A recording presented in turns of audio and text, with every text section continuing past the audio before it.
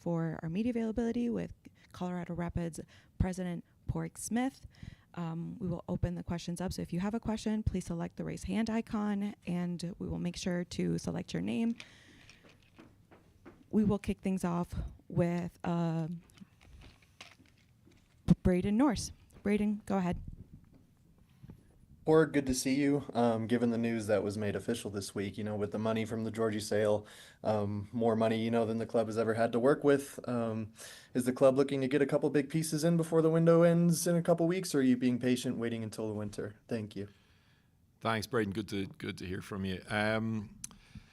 We certainly are looking to bring some pieces in. There's no doubt about that. Obviously, we've got a couple of guys that we've announced, or a few guys that we've announced already.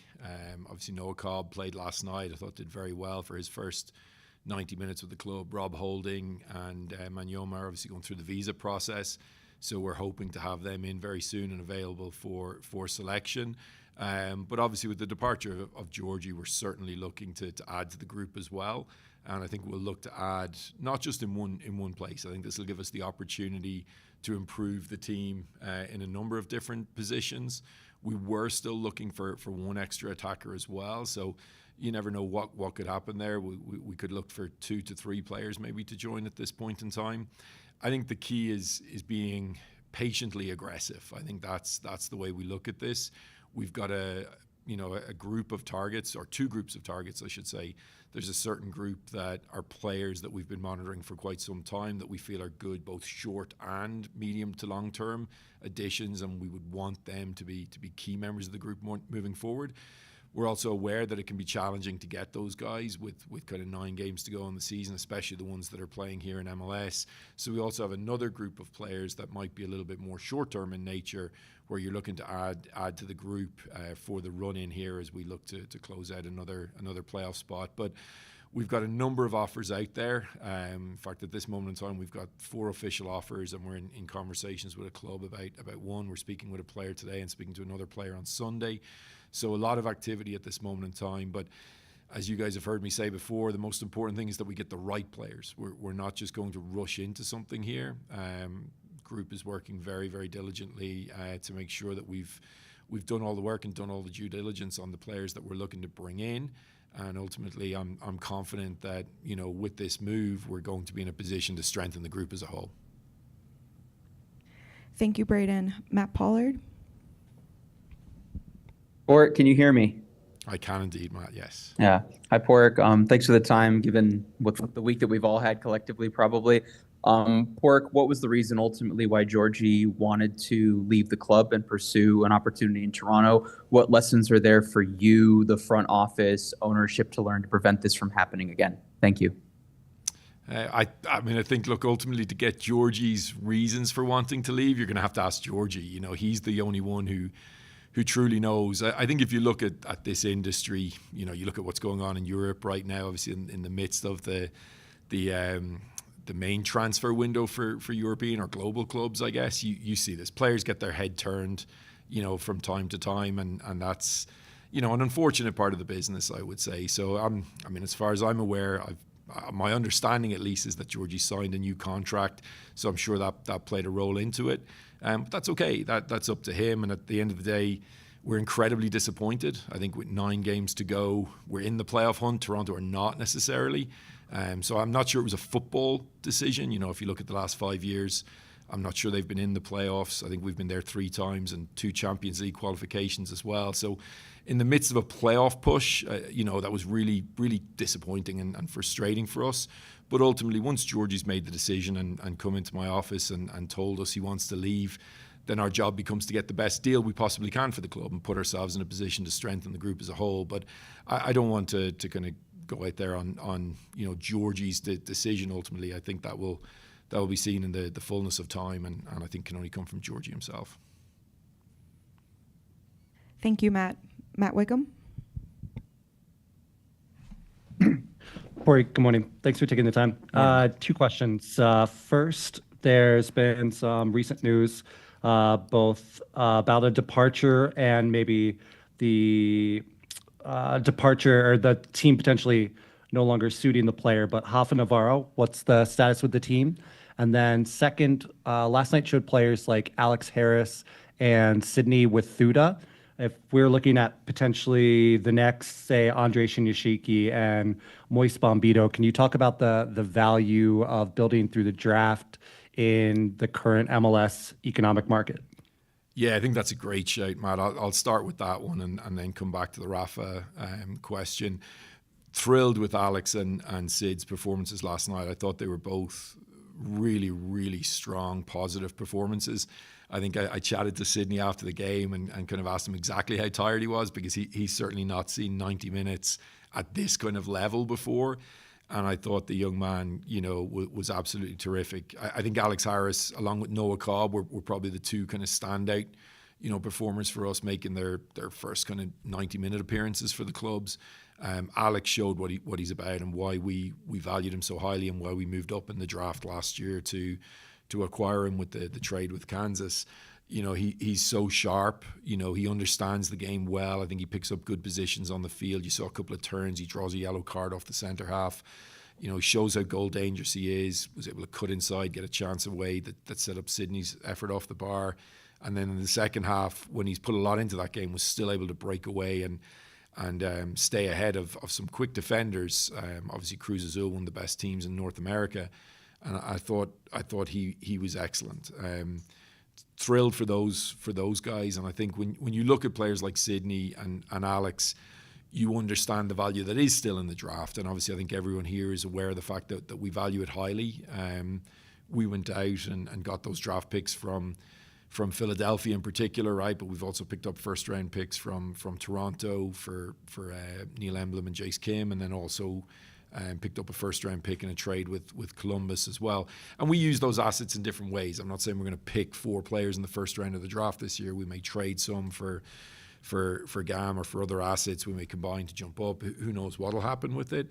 But we definitely feel there's value in the draft. And I think our track record, or the track record of our scouts, is really strong and shows that when you put the work in there, you can bring out you mentioned Shinyashiki and obviously Moise and how well they both did for us. And we think we've got more in there. I think if you look at our penalty takers last night, all draft picks and homegrown players, which says a lot about, the type of club we are, the type of club we want to be, but also says a lot about the character of those young men as well, that in tough moments against a team that's just won the Champions League or the Champions Cup, they're willing to step up. And I think for Sydney and Alex to put in 90 minutes like that, both of them shattered by the end of the game, and they still step up and knock away their penalties, I think, again, speaks to the type of characters that they are. So very pleased for them last night.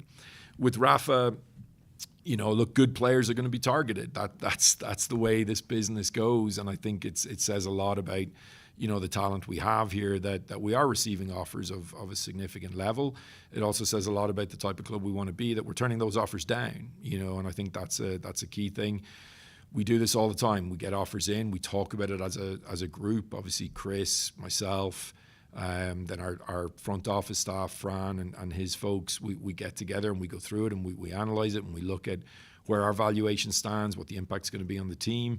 And then ultimately we make a decision and give a recommendation up to Kevin and Josh, and they've been super supportive the whole way through. So, I think it's widely known at this point in time, we turned down multiple offers for Georgie. Before, unfortunately, he came and said he wanted to leave. We've turned down multiple offers for Rafa. And I just look at the professionalism that he's shown.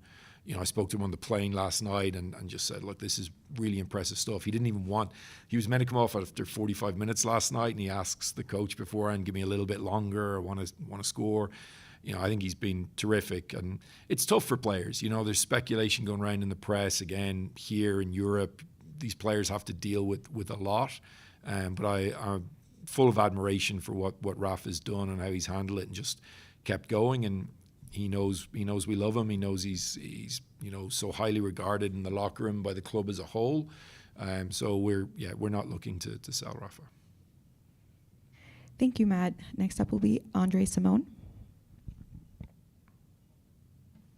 Good morning. Thanks for taking the time, Pádraig. Hey, Obviously, losing a star like Georgie has the fan base a little shaken, but I want to know from your perspective, Is this sporting project in place, building a North American core of MLS proven talents while adding youth around them? Do you feel it's still sustainable if you're losing your best players after a season, after 1.5 seasons, like we've seen with Bombito, Cheeto, Georgie? Is a course correction necessary, or why do you still feel emboldened that this is the right course of action? Yeah, no, I think that's a great question, Andre. And look, you know, following other leagues around the world as well, that again, it's part and parcel of the business. I was in LA last week, and I was with the Rams, Nuggets, Avs guys. We had a little summit, and Les Snead, who's the GM of the Rams, said a really interesting thing. He said, we're trying to do a tough thing together. And that's it, really, in a nutshell, right? It is hard to win titles. In our league, it's going to be one team out of 30 wins a title. So it's a really, really hard thing to do. But the key word that he used, or the one that really resonated with me, was the idea of doing it together. And I think that's the key thing. And soccer's not like basketball. It's not where like one player or two players can really just go and win. Even Messi needs help. But as good as he is, he's brought help with him to Miami to put them in a position to be contenders. So we know you need a team. But the team's got to be together. And ultimately, that's the key part of this. Like, we want people who want to be here. We want people who are willing to come together to try and do a hard thing together. And once a player's not in it, then that's not really going to be good for the group as a whole. And it's not going to get you to where you want to be. So that ultimately makes things a little bit, more straightforward, I would say. It doesn't make them easy, and it doesn't make them nice. And we're certainly frustrated about that. But at the end of the day, we want people here that want to be here. We want people here that are committed to helping us bring a title back to Colorado. And we do think it's possible. We want players who are ambitious, and for someone like Moise Bombito, who's got the ability to go to an incredibly high level. Austin Trusty, I was texting with Austin last night about something, and he and I were in touch after he signed with Celtic, or right before he signed with Celtic, and then again afterwards. That's a key part of this. It's a key part of where MLS is in the global landscape right now. We continue to aspire as a club, we continue to aspire as a league to become better and better. The commissioner continues to use the words a league of choice, and I think for many, we are becoming and increasingly becoming a league of choice for some incredibly talented players. But there are other players who at this moment in time are going to be going to Europe and moving in that direction. And that's fine. We believe that when you put together a team that is built around strong characters with good mentality, who are driven to achieve as a team, that good things are possible. And as I said, I think, look, if you look at 3 playoff appearances in 5 years, 2 Champions League appearances over that time span, I think there's only 6 or 7 other MLS clubs that have done that in that period. That's good. But we want to be great, and we're aware of the fact that we haven't put an MLS Cup or a Supporter Shield in the trophy cabinet since 2010. Obviously came close, finishing second in 2021, but it is that next step. It's how do we make that next step? And ultimately with Georgie over the last 18 months, we've finished 7th and now 9th. We had a good run in Leagues Cup and got into Champions Cup, but we need to get even better. We need to get even better. So we need to use this as an opportunity to get better, and ultimately take the proceeds from this club record sale and make sure that we're reinvesting in a way that makes the team better. That's the crucial thing here. Thank you, Andre. Keith Richards?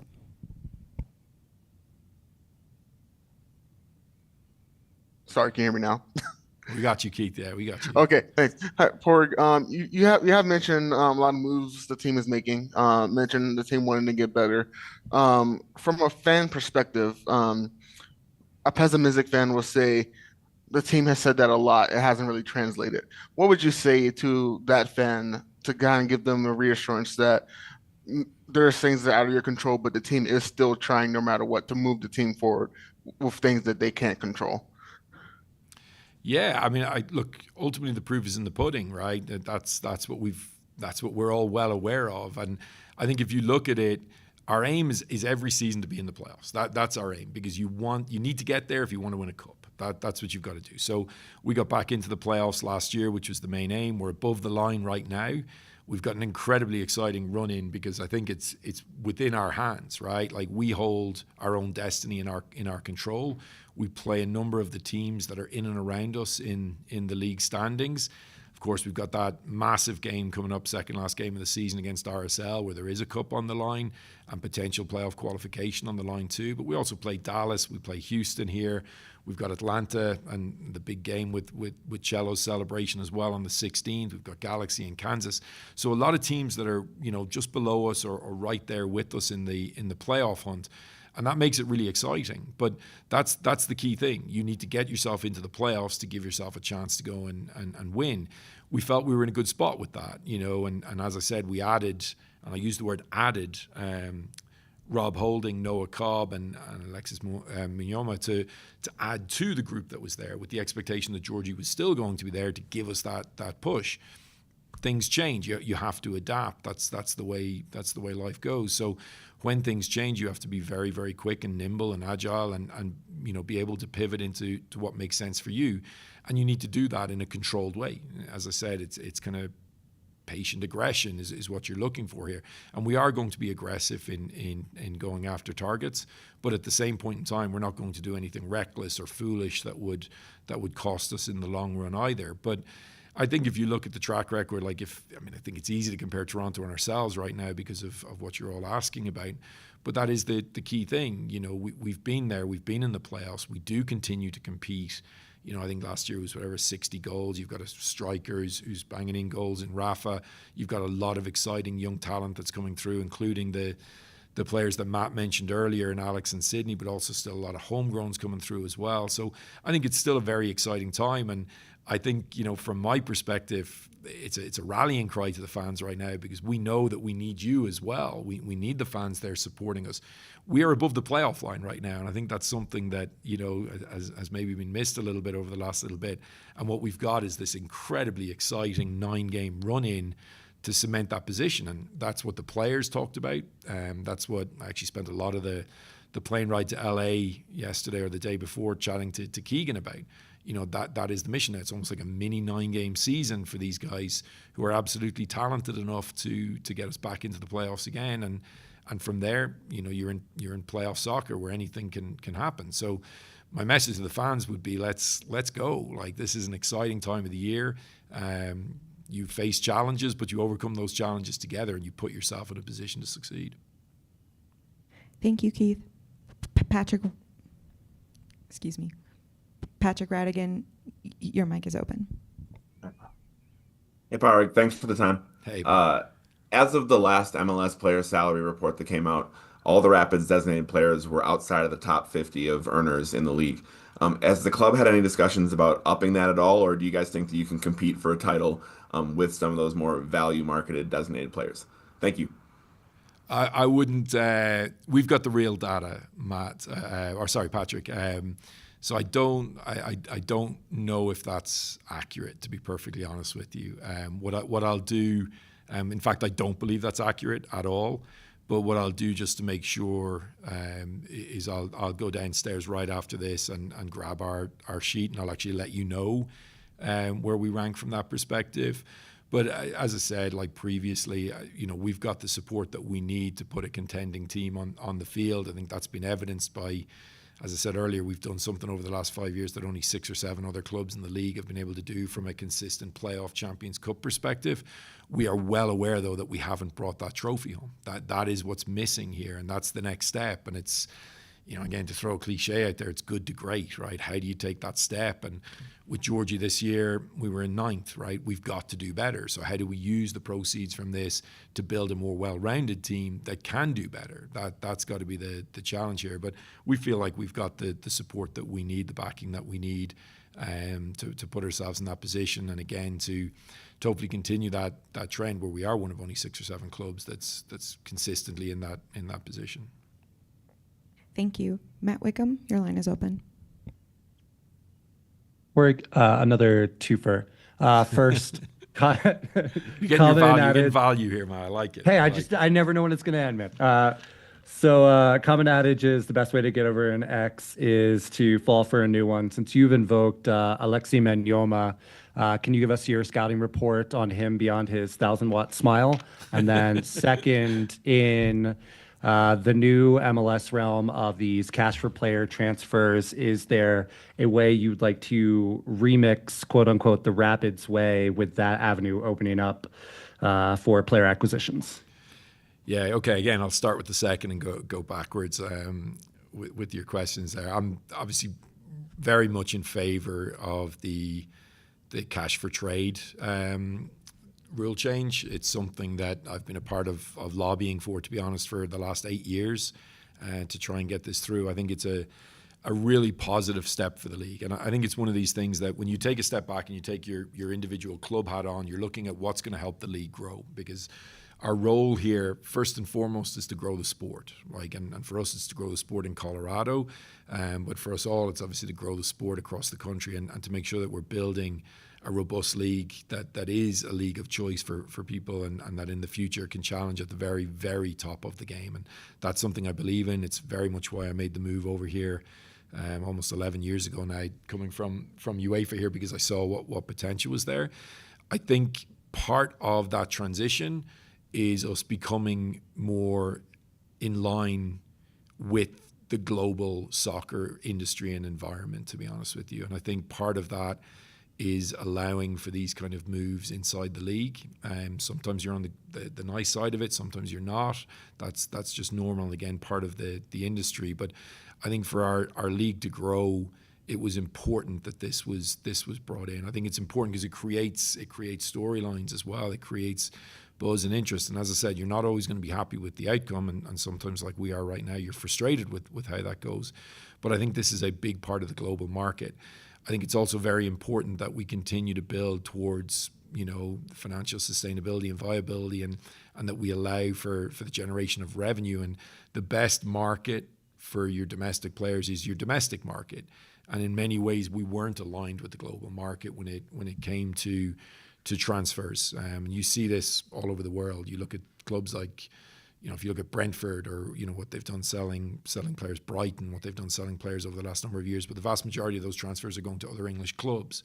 And it creates an environment in which Brighton can reinvest and maintain competitiveness and ultimately build what is, I think, a terrific club and an incredible job that they've done over the years. And I think that was important within the MLS framework. I think there's other things that have to be done with that.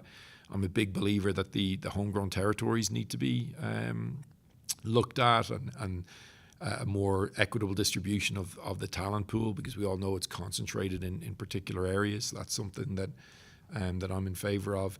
But I think this is a good thing. We're not on the good end of it this week, but that could change over the next couple of days as well. I think it's good for the league. I think it's good for the league's growth and how we're perceived around the world as well. So, yep, I do think it's a good thing. In terms of Monyomo, yes, he's got a wonderful smile. There's no doubt about that. But he's a terrific young player. I mean, this is a kid who's played over 20 times for the Colombian under-21 group. He was also on the extended preliminary panel for the last national camp for Colombia. So really, really talented young player who's breaking through at this point in time. He's what we would call more of an interior winger. So he loves to get on the ball. He loves quick combinations. Very technical, very talented in terms of understanding how to find space, understanding how to bring teammates into play, and then understanding how to create, dangerous situations. Incredibly hardworking player as well, which is obviously something that's very, very important for us in our game model. We want to make sure that we've got players who can do the hard work that's needed on the defensive side. And again, I think most of you have heard me talk about this before. A lot of goals, the vast majority of goals, in fact, come from 3 or fewer passes. They come from mistakes, and having another player who can help create mistakes ultimately and create turnovers high up in the field and put us into dangerous situations, I think is going to be really important for us. So he's going to be someone that I think our guys are going to really enjoy playing with. I think Rafa will really enjoy playing with him in particular. I think he's going to cause a lot of problems. I mean, again, it's a tough thing, right? You're asking guys to come in with only 9 games to go in the season, but we think we're going to have the opportunity to kind of see him make a difference for us both at the end of this year and then going into next year, and then we'll get to make a decision next summer on the long-term position. But we're very high on him. We have time for just 2 more questions. Braden, you're next. Yeah, Port, given the potential activity to come this window, if things start to move the way, it sounds like they could, is there a path forward for the club to buy out Kevin Cabral's contract, open that DB slot? And if the club went that direction before the end of the season, just what would that look like? Yeah, I mean, we're talking to Kevin's representatives. He's obviously looking for clubs in Europe at this point in time. I think that's his preference, to return back to France. So we'll have to see what happens with that over the next couple of weeks, I guess, as the window closes out. Obviously, he's got a little bit longer. As a free agent, he can be a little bit more selective in terms of where he goes, but he still has to work with us and through us on that under the MLS rules. So, yeah, we'll see what goes on there. I think we've got good flexibility, be it from a cash perspective, be it from a GAM perspective, to do a lot of different things in this window, but they've got to be right. And of course, as is always the way, people see this and maybe some of the prices start to go up. So we've got to be thoughtful. I think we've got a terrific group here. I think we've got a talented group, and I think we've got a group that, as you saw last night, has some players that maybe not even our fans or even yourselves are fully aware of just how good and promising they are. So we like the group that we have, but we want to add to it. We're going to have 2 guys in Rob and Munyoma very, very soon, and then we are confident we'll be able to add. But it's got to be the right thing, and I think that's really important. And as I said, we've made some offers. We have to see what comes of that. We won't do anything rash. We won't do anything reckless, but we will be aggressive in our pursuit over the next couple of weeks, and we'll see what comes of that. But I still think we've got what we need to go and challenge for the playoffs. It would be great to get a few extra guys in, though, to push us over the top. All right, and last question here, going to Matt Wickham. Rick, just bringing you the water cooler talk. Chris had some comments in a recent radio interview around the Djordje Mihailovic transfer, that he's not involved in big decisions like this. That's led to some positing of a fracture between the technical and sporting sides, or the coach and the front office. Can you give us some solidarity on Chris and how you and the team view him as the head coach? Yeah, I love Chris. Look, I think he was taken a little bit out of context there. I think what he probably meant to say was that he's not the final decision maker on these kind of things. And obviously that is true. I mean, I'll make the final recommendation and send that up to ownership, and they've been terrific in supporting our recommendations. But Chris is hugely involved in all these. He's not sitting on the sideline in these kind of things. So as soon as this happens, he's involved. And I think, as I mentioned before, when Georgie came in to me on Tuesday afternoon, the next thing he did was call Chris and make him aware of his desire to leave. So, yeah, Chris is a huge part of this, plays a massive role in our recruitment, both incoming and outgoing. So I think what he meant to say there was that he's not the final decision maker, which I think is par for the course and very, very normal. But, yeah, look, Chris has done a terrific job. He brought in a level of energy and positivity that we were looking for last year, and obviously helped us get back into the playoffs at his first go around. And I think he's put us in a position now where we're competitive still. We're still above that playoff line. It's going to be a tough run in, but an exciting run in where, as I said, we've got this within our grasp. It's within our control, and it's up to us what we do next. But I think Chris has done a really nice job, and we're obviously chatting with him and his representatives about bringing him back as well. So yeah, no worries there, and I'm sure he'll clarify that if you guys ask him, or we can. I'll chat to him about it. But yeah, no, he's obviously involved in all of this. Apologies, we have one more question. Yeah, we can answer the questions. We're fine. Pollard, go ahead. Hi, Pork. So off of that, I'm curious about the timeline about how this potentially affects the roster as it relates to Chris's future at the club. As you're aware, football roster builds can kind of happen in cycles. I think 2024 was a lot of things happening simultaneously to where there's continuity. And so thus replacing Georgie or bringing players in with the money that was funded through Georgie, maybe there's an option where there's a loan with an option to buy. So whereas previously, say a couple months ago, you thought there was stability going into 2026 with Georgie and Rafa, now potentially there's a little turnover. How do you see with that? And what does that mean in terms of having to make a coaching decision at the end of this season before 26? Thank you. Yeah, as I said, we're looking to bring Chris back, so we're already in conversations with his representatives on that.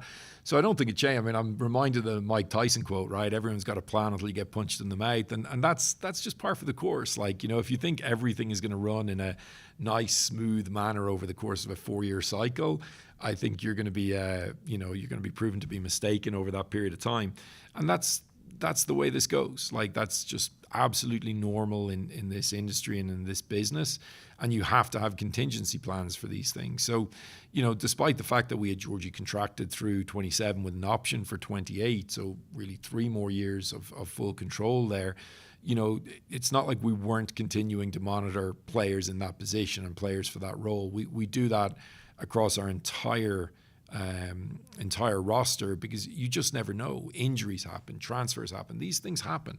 Players lose form, right? It's just par for the course. So we've got to make sure that we've got a shadow team, is how we call it. So we have multiple different shadow teams: domestic shadow teams, U23 shadow teams, international shadow teams, and then they move through various different levels in our recruitment process. And that's what we do across all of these positions. So yes, there was real continuity in terms of a number of our players had been signed, or the spine of our team had essentially been signed through 27. That's the Zach Steffens of the world, it's the Reggie Cannons, it's the Cole Bassett's, it's Rafa, and it was Georgie as well. But that's okay. We want players who want to be here. We want players who are going to do this hard thing together with us. And we'll go out and we'll bring other players in that will very much fit the mold of what we're looking for character, mentality, and that attacking and entertaining soccer that we want to continue to play. So, I think this is just one of those moments where, things change, you adapt, and you move forward, always with an eye on the long-term goal. Right. Thank you, Porg, for your time this morning. That concludes this morning's availability. Thank you all. Thanks, everyone. I really appreciate you all jumping on.